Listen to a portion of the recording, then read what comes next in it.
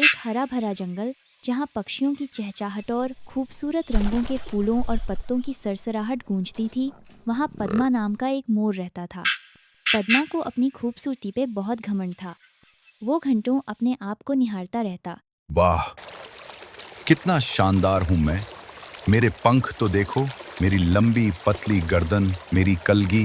वाह, लगता है मुझे कोई घूर रहा है। क्या कर रहे हो तुम यहाँ, पिद्दी पक्षी? तुम्हें दिखता नहीं, यहाँ मैं हूँ।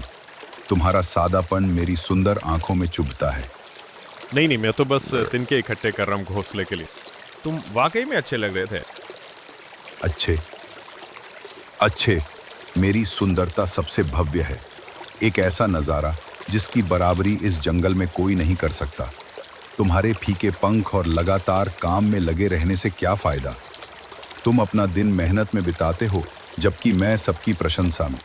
सच कह रहे हो पद्मा, तुम्हारी खूबसूरती सच में एक वरदान है। पर अगर कोई तुम्हारा शिकार करने आएगा तो तुम क्या करोगे? बेशक मैं उड़ जाऊंगा। मेरे शानदार पंख मुझे ले जाएंगे। और जब काले काले बादलों से आसमान घिर उठेगा, जब तेज हवाएं पैरों को चीरती हुई आएंगी, फिर कहाँ आसरा ढूंढने जाओगे? मैं बैठने के लिए एक मजबूत शाखा ढूंढूंगा। जिन सुंदर पंखों पे तुम नाज कर रहे हो, क्या ये तुम्हें अपने परिवार के लिए एक मजबूत घर बनाने में सहायता करते हैं? क्या इनसे तुम कांटों में छुपी जंगल की सबसे रसदार बेरियों को चुन सकते हो? क्या इनकी सुंदरता तुम्हें सुरक्षित रास्ता चुनने में मदद करती है जब जंगल का फर्श कीचड़ से फिसलन भरा हो?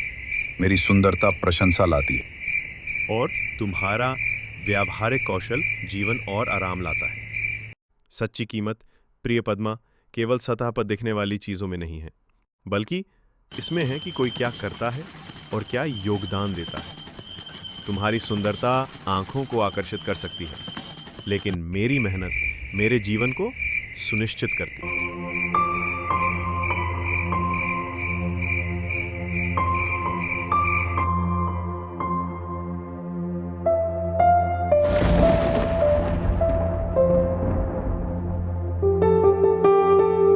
और इस तरह पद्मा को अपनी गलती का एहसास हुआ और उसने अपनी खूबसूरती का घमंड छोड़ के टूटू की तरफ दोस्ती का हाथ बढ़ाया।